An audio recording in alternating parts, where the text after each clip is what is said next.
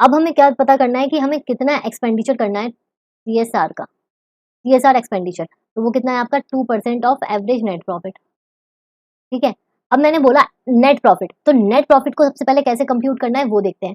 तो computation of net profit as per section 198, 198 जो आपका कंपनीज एक्ट का 198 सेक्शन है, उसमें आपने पढ़ा होगा कि रेम्यूनरेशन किस तरीके से डायरेक्टर्स को दी जाती है। तो उसी में आपकी calculation of net profit given है, उसके अकॉर्डिंग ही आप नेट प्रॉफिट निकालोगे। और जब आपका ये नेट प्रॉफिट निकल जाएगा तो उसका 2%, एटलीस्ट 2% आपको कॉन्ट्रीब्यूट करना है थ्रू टूवर्ड्स सीएसआर। ठीक है, अब इससे पहले मैं एक बार आपको जल्दी से रिवाइज करा देती हूँ कि एप्लीकेबिलिटी क्या थी।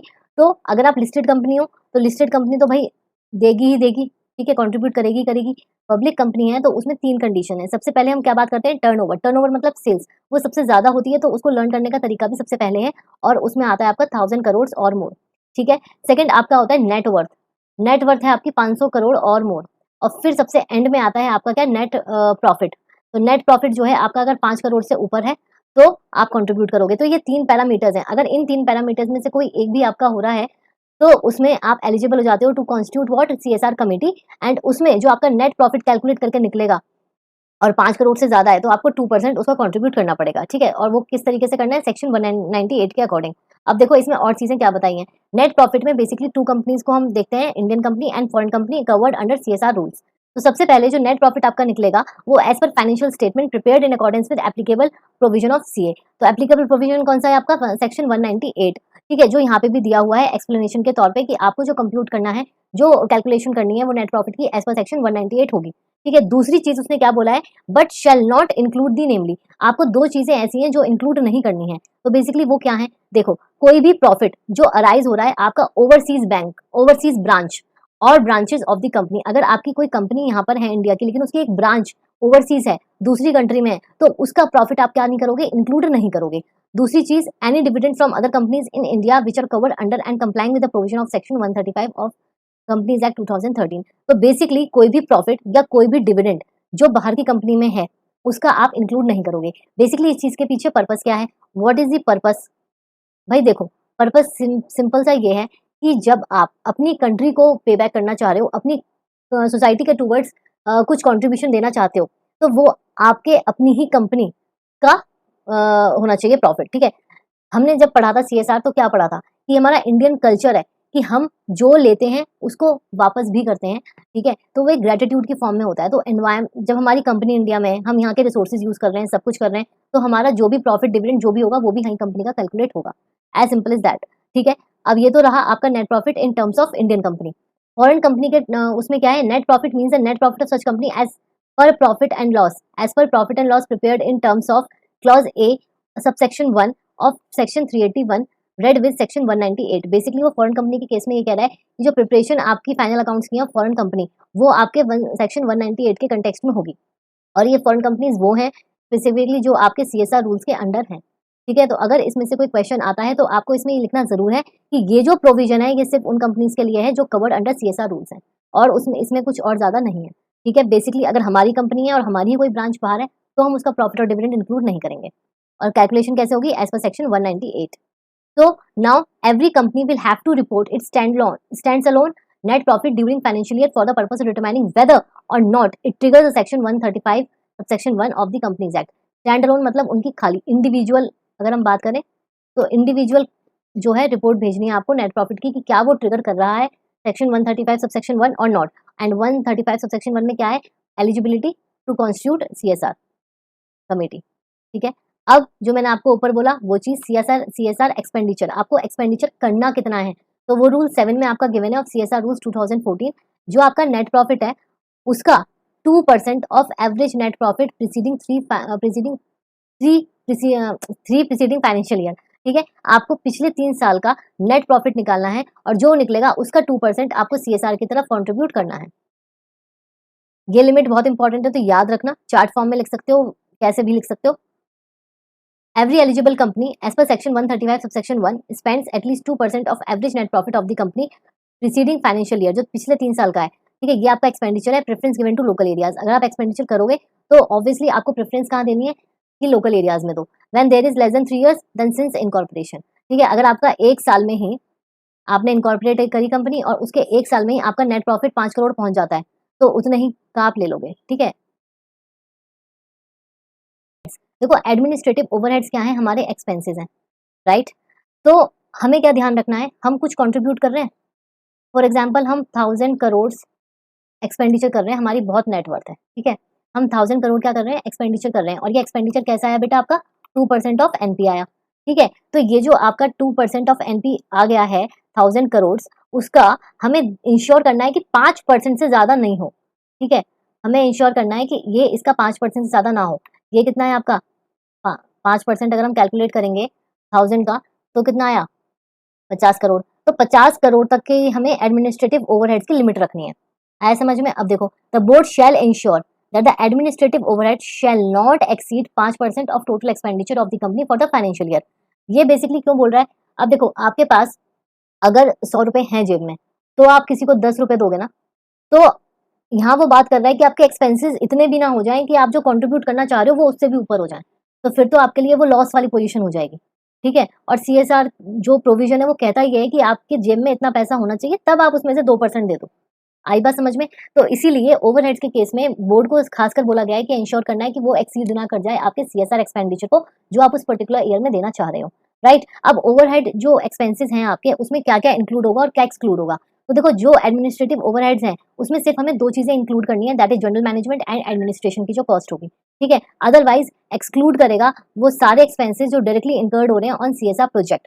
और वो क्या क्या है, वो आपका सारा है designing, implementation, evaluation and monitoring, ठीक है। ये 4 चीजें हैं जो आपकी क्या हो जाएंगी, एक्सक्लूड हो जाएंगी, राइट। इतना समझ में आया, आई थिंक इसमें कुछ ऐसा टफ नहीं है, आपको समझ में आ गया होगा। अब देखो कंडीशंस ये आती हैं कि जो आपका एक्सपेंडिचर है, जो आपने, मैंने कितना टारगेट रखा है, 1000 करोड़, ठीक है। अब ये 1000 करोड़ क्या है, मेरा सीएसआर एक्सपेंडिचर है for that particular year, financial year. तो अगर वो सरप्लस होता है, मतलब मैंने सीएसआर एक्टिविटीज पे खर्चा करना था, कर दिया सब, लेकिन वो पैसा क्या हो गया, मेरा बच गया, ठीक है, और एक्सेस हो गया, ठीक है। तो देखो, पहले अगर सरप्लस है तो it shall not form part of business profit of the company. अगर आपकी पॉकेट में, सपोज ये मेरी पोटली है जिसमें से कि मैंने 1000 करोड़ निकाले, उस पोटली में मेरे अब भी कितने बच गए, सपोज 50 करोड़ बच गए, तो वो जो 50 करोड़ है ना, जो वो सरप्लस अमाउंट है, वो मैं ये नहीं मानूंगी कि मेरा बिजनेस हो गया, मेरा बिजनेस का प्रॉफिट हो गया, नहीं। It shall not form part of business profit of the company and shall flow back into the same project.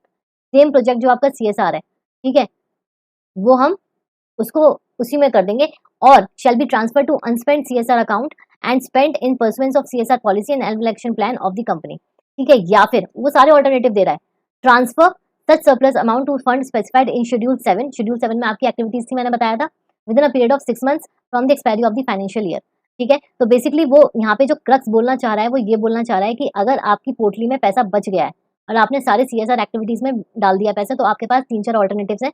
पहली बात तो आपका ये है कि आप उसको बिजनेस प्रॉफिट नहीं मानोगे, और वो आप उसी काम में लगाओगे जिस काम के लिए बनाए। आपने अक्सर अपने पेरेंट्स से ये चीज सुनी होगी कि वो कहते हैं ना कि यार जैसे कोई मांगने वाला आया, ठीक है, और उसके नाम के 50 रुपए थे, लेकिन उसको नहीं दे पाए, वो चला गया या कुछ हुआ, तो वो बोलते हैं कि यानी इसके नाम का निकल गया, मतलब दान के नाम के 50 रुपए निकल गए, तो हम उसको अपने काम में नहीं लेंगे, हम ऐसे किसी और को दे देंगे, ठीक है। ये बोला जाता है, ये प्रैक्टिस होती है एक तरीके से कि आप किसी के नाम का कुछ निकाल रहे हो तो फिर किसी को दे दो, उसको नहीं तो किसी और को दे दो, लेकिन अपने काम में मत लो। तो यहाँ पे भी वही चीज है कि सीएसआर प्रोजेक्ट के लिए अगर हमने कुछ अमाउंट डिसाइड किया था, हमारा वो अमाउंट 1000 करोड़ था, बट उसमें से कुछ पैसे बच गए, तो हमें अपने बिजनेस में नहीं लेने, हम उसे किसी सेपरेट अकाउंट में ट्रांसफर कर देंगे, और फिर कभी यूज होगा तो इन्हीं कामों में यूज कर लेंगे। पर्पस ये है, ठीक है।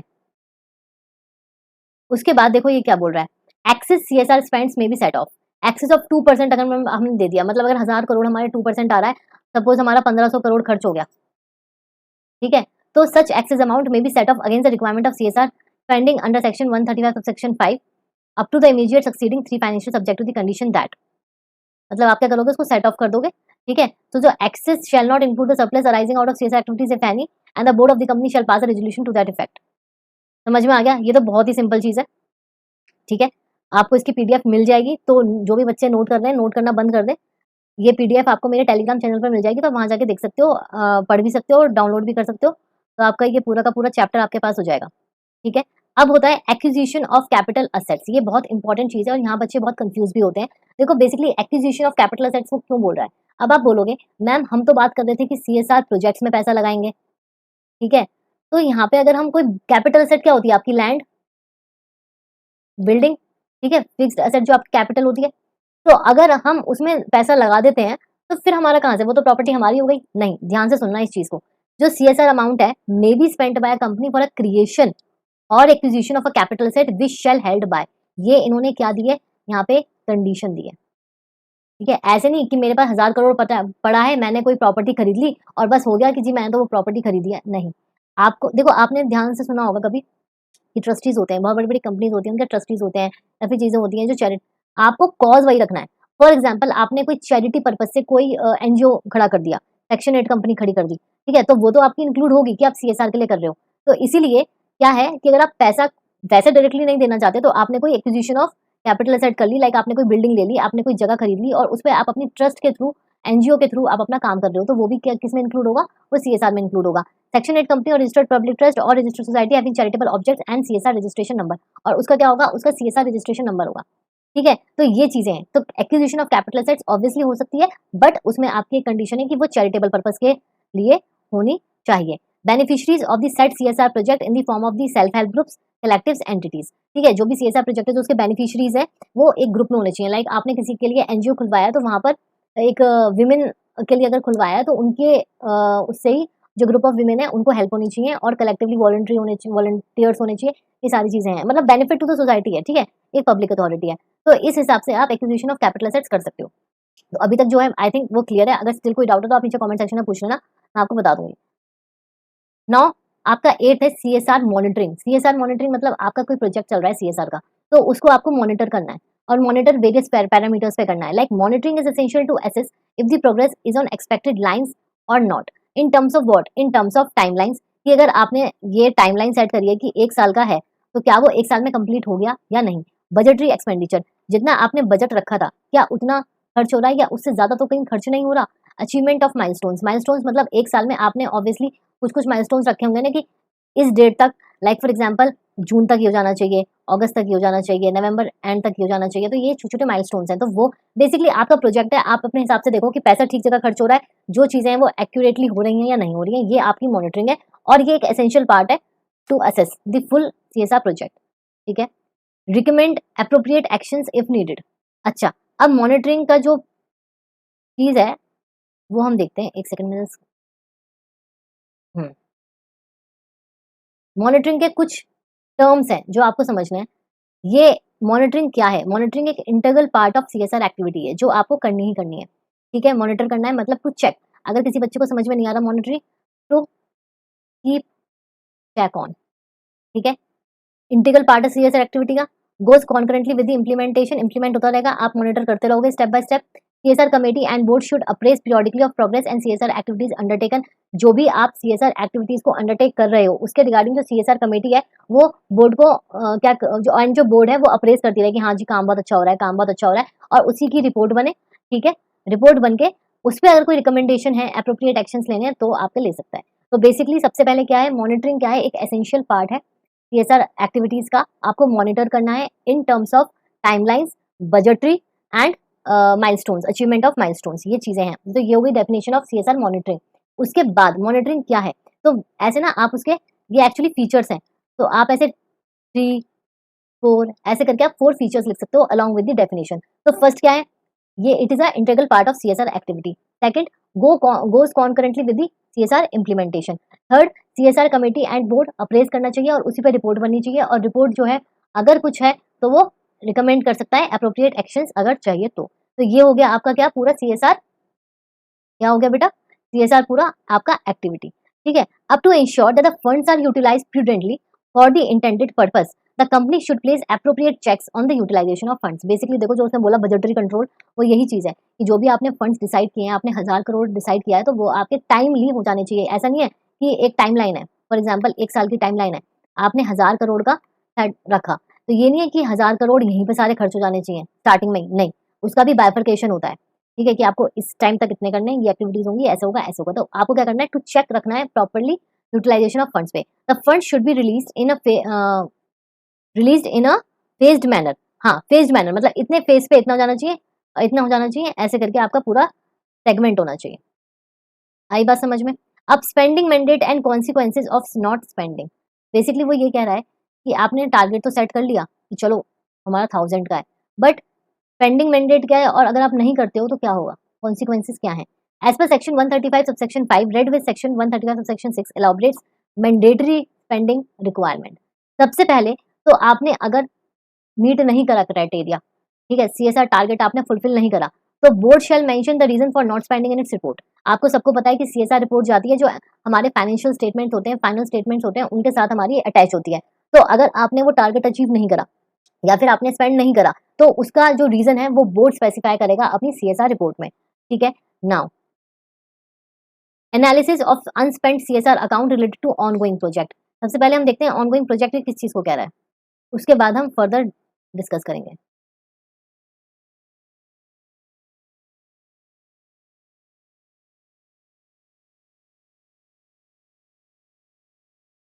देखो ऑनगोइंग प्रोजेक्ट एक तरीके से मतलब है कि आपके जब 2-3 प्रोजेक्ट चल रहे हैं एक साथ, it means a multi year project undertaken by a company. Multi year 2-3 साल हो गए, ठीक है, in fulfilment of CSR obligation having timelines not exceeding 3 years।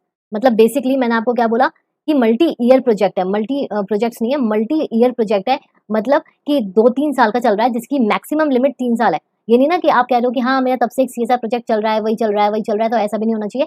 अगर आपको लिमिट दी गई है 3 साल तक का अगर आपका है तो वो multi year ongoing CSR project कहलाएगा, excluding the financial in which it was commenced.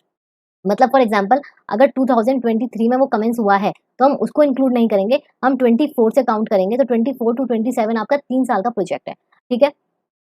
In which and shall include such project that was initially not approved as a multi-year project but whose duration has been extended beyond 1 year by the board based on reasonable justification। तो देखो basically क्या है, अब मैं आपको बताती हूँ ongoing project क्या है। ऑनगोइंग प्रोजेक्ट मतलब बेसिकली जब आपने 23 में स्टार्ट किया ना उसे, तो ठीक है वो चल रहा है और पहले उसे मल्टी ईयर नहीं बोला, आपने पहले नहीं बोल दिया कि ये मैं 2-3 साल तक चलाऊंगा, नहीं। बट हुआ क्या, जब 1 साल से ऊपर हो गया तो बोर्ड ने ये बोला कि ये तो क्या कन्वर्ट हो गया, मल्टी ईयर में हो गया, बिकॉज 1 साल से ज्यादा हो गया, ठीक है, समझ में आ रहा है। बट हम 23 को काउंट नहीं करेंगे और उसके बाद 3 साल की लिमिट है, मतलब 24 टू 27 के बीच में वो खत्म हो जाना चाहिए, राइट। तो इस तरीके से पूरा है, ये है आपका multi year sorry ongoing project. ये आपका शॉर्ट नोट में आ सकता है, ठीक है, तो इसको याद रखें। और यही चीजें हैं जो 3 मार्क्स में आएंगी, तो आपको इतना ही लिखना है, ठीक है।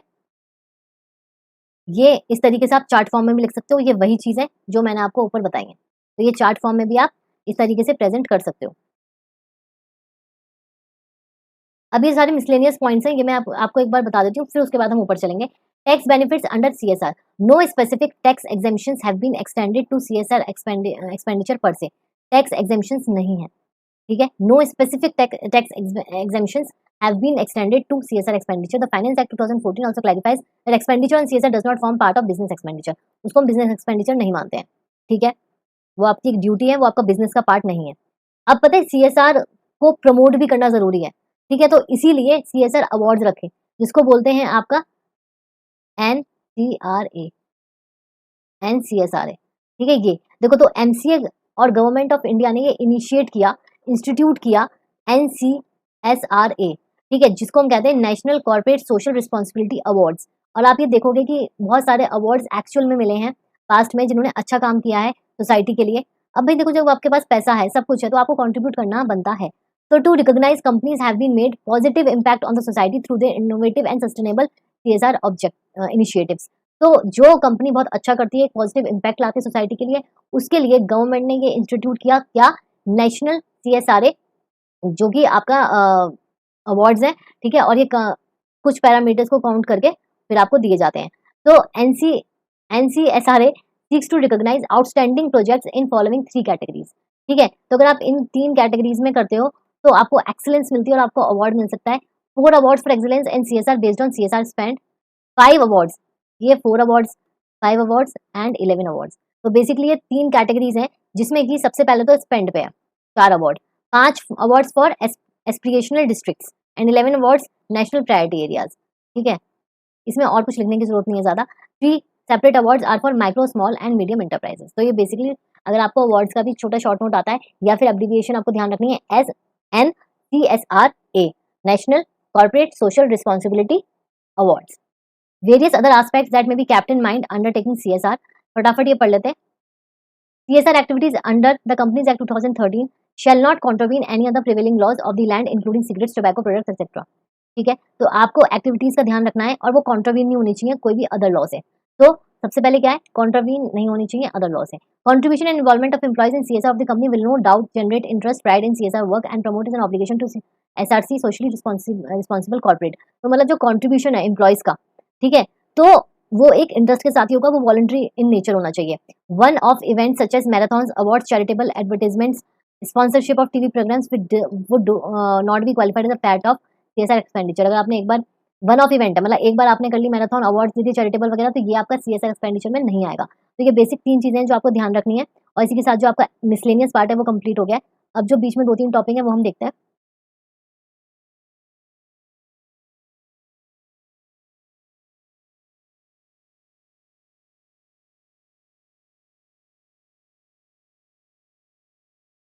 ठीक है, यहाँ तक हमने किया था स्पेंडिंग मैंडेट वाला, कि अगर आप स्पेंड नहीं करते हो जितना आपका टारगेट है तो you have to specify that in CSR report. अब वो बोल रहा है analysis of unspent CSR account related to ongoing project. अब ऑनगोइंग प्रोजेक्ट मैंने आपको अच्छे से एक्सप्लेन कर दिया, तो वो क्या बोल रही है कंपनी, क्या बोल रहा है कि company within 30 days from the end of financial year, ठीक है, unspent CSR account any schedule bank आप क्या कर लो, ओपन कर लो, ठीक है, और उसमें क्या कौन सा पैसा डालो जो आपका स्पेंड नहीं हुआ। Such amount shall be spent by the company in pursuant of its obligation towards CSR within a period of 3 financial year from the date of such transfer। Basically क्या है इसमें, आप क्या करो, अनस्पेंट सीएसआर अकाउंट है, वो पैसा मैंने क्या बोला 50 करोड़ आपके अभी बच गए 1000 करोड़ में से, तो वो पैसा आप with in 30 days from the end of financial year, and कब होता है फाइनेंशियल हमारा 31 मार्च, 31 मार्च के 30 दिन के अंदर अंदर you have to transfer that unspent account से, for example 50 crore to separate scheduled bank separate bank called unspent CSR account in open in any scheduled bank, ठीक है, in pursuance of CSR policy। और उसमें आपको क्या करना है कि जो भी आपका अनस्पेंट अकाउंट है वो आपको ये टारगेट रखना है कि आप सीएसआर के लिए ही ऑब्वियसली स्पेंड करोगे, but with in 3 financial years, ठीक है। अब अगर आप वो भी भूल गए, ठीक है, तो आपका क्या पनिशमेंट है, Fehling which company within 30 days from the end of third financial year, 3 साल के अंदर अंदर आपको क्या करना था, यूज करना था। अगर आपने वो यूज नहीं किया, ठीक है, तो fund specified in schedule 7 of the companies act 2013 आप उसमें ट्रांसफर कर दोगे। और शेड्यूल 7 में ऑलरेडी आपको पूरा समझा चुकी हूँ इन माय प्रीवियस क्लास। अब ये क्वेश्चन देखो, क्वेश्चन क्या कहता है, question ABC private limited did not spend as per the provisions of section 130 of section 5 of the act on the CSR activities on 31st March 2021 pursuant to ongoing project undertaken in pursuance of CSR policy। तो in this case ABC private limited should, अब वो क्या करेगी, सबसे पहले तो वो bank account open करेगी with any scheduled bank under the name unspent CSR account for financial year 2021, transfer कर देगी सारा, कब 31 मार्च है उसके 30 दिन के अंदर अंदर 30 अप्रैल 2021 को कर देगी transfer. Spend such amount in percent towards policy bye 31 मार्च 2024। आ रही बात आपको समझ में, 3 साल का टाइम दिया उसे, ठीक है, ये क्लियर हो गया, एग्जाम्पल बहुत अच्छी तरीके से, ऊपर का प्रोविजन क्लियर हो गया होगा। अब ऐसे ही दूसरा एग्जांपल है, ये भी सेम है, इसमें क्या बोल रहा है बस वो कि in the above example ABC private limited fails to spend the amount was transferred to special bank upon this, वो 3 साल तक उस चीज को यूज नहीं कर पाया, then the company needs to transfer of such unspent amount to a fund specified in schedule 7 to the act within 30 days, that is 30th April 2024। So can a company use some currently unused existing bank account which might have not lying idle with the company for making this, ठीक है, वो ये basically कह रहा है कि नया account खुलवाने की क्या जरूरत है, अगर कोई ऐसा अकाउंट है जो हमारा खाली पड़ा है और नहीं चलता, क्या हम उसमें स्पेंड जो अमाउंट है वो ट्रांसफर कर सकते हैं, तो लॉ बोलता है no. Section 135 of section 6 of this act says special account to be open by the company in that behalf of that financial year, hence a new bank account title as this should be open for transferring unspent CSR account. तो उसने clearly बोल दिया कि ऐसा ही separate आपको करना पड़ेगा, आप किसी और में नहीं कर सकते हो, ठीक है। तो unspent amount not related to ongoing project, अभी ऊपर जो बात हो रही थी वो सारी क्या हो रही थी, related to ongoing project, but तभी तो उसने 3 साल का टाइम दिया कि आप कर लो, यूज करते रहो आराम आराम से। बट इन केस आपका ऑनगोइंग प्रोजेक्ट नहीं है तो डायरेक्टली जो आपके शेड्यूल 7 में फंड्स नोटिफाइड है आप उसको ट्रांसफर कर दो with in 6 months from the end of the financial year. समझ में आ रहा है, अगर ऑनगोइंग प्रोजेक्ट है तो फिर तो ऊपर वाला चार्ट पूरा फॉलो होगा, और अगर नहीं है तो आप डायरेक्टली शेड्यूल 7 की जो फंड्स हैं उसमें ट्रांसफर कर दो with in a period of 6 months from the end of the financial year, ठीक है। ये चार्ट है, ये देखो ऑनगोइंग का बता रखा है उसने, ऑनगोइंग का तो ऐसे ऐसे जाएगा, ठीक है, और ये डायरेक्टली चला जाएगा। मैंने आपको सारा चार्ट फॉर्म में भी इसलिए दिया है ताकि आपको क्लियर हो जाए अच्छे से, ठीक है। ये आपका इलिस्ट्रेशन है, ये आप पढ़ लेना, सिंपल सा है। अब इसमें transfer of unspent CSR amount until a fund is specified in schedule 7, जब तक आपका शेड्यूल 7 का जो फंड है वो स्पेसिफाई होता है for the purpose of section 135 subsection 5 and 6 of the Companies Act 2013, the unspent CSR account, if any, shall be transferred by the company to any fund included in Schedule 7 for the Companies Act 2013. तो मतलब जब तक आपका वो specify नहीं होता है fund schedule 7 में, वो आप फिर आप किसी में भी कर सकते हो, एनी फंड में ट्रांसफर कर सकते हो, ठीक है।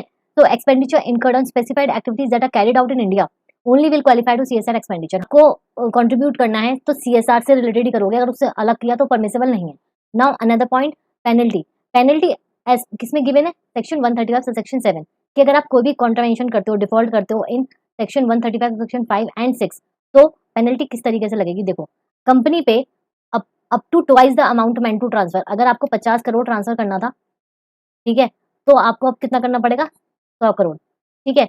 और अनस्पेंड सीएसआर अमाउंट मतलब 50 करोड़ या 1 crore which ever is less, तो आपको 1 करोड़ जो है फाइन लगेगा, आपको देना पड़ेगा कंपनी को, ठीक है। और अगर ऑफिसर जो भी डिफॉल्ट में है, जो भी ऑफिसर डिफॉल्ट में है, 1/10 of the amount required to transfer of the fund, ठीक है, 1/10 मतलब 50 करोड़ का हो जाएगा 5 करोड़, ठीक है, जो भी आपका 50 करोड़ था, और 2 lakh which ever is less, तो यहाँ पे 2 लाख देने पड़ेंगे, ठीक है। ये आपकी पेनल्टी है, ठीक है। फिर आपका जो लास्ट टॉपिक है आज का वो है सीएसआर रिपोर्टिंग। सीएसआर रिपोर्टिंग क्या है, देखो मैंने आपको बोला कि कुछ भी होता है आप उसकी रिपोर्ट बनाओगे और अटैच करोगे टू दी एनुअल रिपोर्ट। तो preparation of CSR report, it is mandatory to include an annual report on CSR in the prescribed format in the board report of the company, ठीक है। तो basically जो CSR report है वो annual report के अंदर जाएगा, ठीक है, बोर्ड रिपोर्ट के साथ। The report contain details of CSR activities, आपने किस पे स्पेंड किया undertaken by the company, and the contents of CSR policy, ठीक है, shall be made available to company website also. ये सब चीजें हम पहले एक्सप्लेन कर चुके हैं कि कंपनी की वेबसाइट पे देना है, और सीएसआर पॉलिसी के कंटेंट्स क्या क्या होते हैं। फिर directors report, the company shall annex with its board report and annual report on CSR containing particulars as specified, ठीक है। तो समझ में आ गया, सीएसआर रिपोर्ट आपको जिस फॉर्मेट में प्रिस्क्राइब्ड है उसमें बनानी है, और इसके साथ अटैच होगी। उसमें आप सीएसआर पॉलिसीज के कंटेंट्स डालोगे, जिसमें कि मैंने आपको बताया था ना कि सिलेक्शन किसका करा है, इम्प्लीमेंटेशन एंड मॉनिटरिंग, ये सब बताया था। प्लान एक्शन आपको action of plan. Now question, whether projects approved by board as per annual action plan, हाँ annual action plan, but spending on which yet to be done are required to be disclose on website site of the company. वो बोल रहा है कि discuss हो चुका है but yet to decide, तो yes, CSR projects approved by the board as part of annual action otherwise need to be hosted by the website respective steering has not has been done और not, ठीक है, कि मतलब spending हुई या नहीं हुई है वो दूसरी बात है, बट एक बार जो डिसाइड हो गया वो आपको डिस्क्लोज करना ही करना है। ये जो क्वेश्चंस होते हैं ना बेटा, ये बहुत इंपॉर्टेंट होते हैं। तो मैं आपको यहाँ पे ये बोलना चाहूंगी कि देखो, जो इंपॉर्टेंट है कुछ वो मैंने अपनी बुक में इंक्लूड करे हैं, बट आप भी ना एक हैबिट डालो कि जब आप अपना कोई भी चैप्टर कर रहे हो, साथ में मॉड्यूल सबके पास होती है, तो मॉड्यूल खोला और उसमें से जो भी इलिस्ट्रेशंस हैं, जो भी क्वेश्चंस हैं, वो आप एक बार करके जाओ, क्योंकि उसमें से ही क्वेश्चंस फॉर्म हो जाते हैं। और कहाँ से ला रहा है इंस्टीट्यूट यहीं से तो बनाएगा, कुछ मॉड्यूल से, कुछ पास्ट ईयर क्वेश्चन पेपर से, बस। whether the projects approved by the board financial year also need to be hosted on website. The requirement of hosting CSR is prescribed in amendment rule effective this and need to be hosted on website. Website पे तो भैया सब जाएगा, ठीक है। Impact assessment for big CSR projects, जो company की obligations हैं तो 10 करोड़ से ज्यादा है, shall undertake impact assessment through an independent agency of their CSR projects having outlays of rupees 1 crore or more which have been completed not less than 1 year before undertaking impact study. Basically ये impact assessment कि आपने अगर इतना ज्यादा spend किया है, 10 करोड़ से ज्यादा किया है, 10 करोड़ किया है पिछले 3 साल में, तो उससे हुआ क्या, आपने सिर्फ ऐसा तो नहीं कि पानी की तरह पैसा ही बहाया है, नहीं, उससे इम्पैक्ट क्या हुआ है, ये पूरी आप एक रिपोर्ट बनाओगे, ठीक है। इम्पैक्ट असेसमेंट करोगे कि सीएसआर प्रोजेक्ट पे क्या इम्पैक्ट आया थ्रू इंडिपेंडेंट एजेंसी, कोई इंडिपेंडेंट एजेंसी को हायर करो जो ये काम करता हो, और उससे अपनी पूरी की पूरी रिपोर्ट बनवाओ, ठीक है। The impact assessment report shall be placed before the board and shall annex to the annual report on CSR. कोई अच्छा काम करोगे तो करना भी चाहिए ना, ठीक है। अब आपका ये the company undertaking impact assessment में book the expenditure towards CSR for that financial year which shall not exceed 2% total expenditure of that financial year or 50 lakh whichever is higher, as simple as that, ठीक है। तो ये इसी के साथ आपका क्या है, पूरा का पूरा सीएसआर का चैप्टर भी कंप्लीट होता है। मेक श्योर कि आप रिवाइज करो, ये आपका ओल्ड सिलेबस न्यू सिलेबस दोनों के लिए इंपॉर्टेंट है, ठीक है। और इसमें से बहुत छोटे छोटे क्वेश्चन आ जाते हैं, तो मैंने आपको सारी चीजें डिटेल्ड में मेंशन करी है अपनी बुक में। अगेन ये जो पूरा चैप्टर है ये आपको मेरे टेलीग्राम चैनल पर मिल जाएगा, तो वहां से आप अच्छे से रीड कर सकते हो। बेटा मैंने बहुत ही सिंपल लैंग्वेज में इन चार्ट फॉर्म बेसिकली मैंने आपको पूरा चैप्टर बना के दिया है, इसके आगे कुछ नहीं आएगा, इसमें सब कुछ इंक्लूडेड है।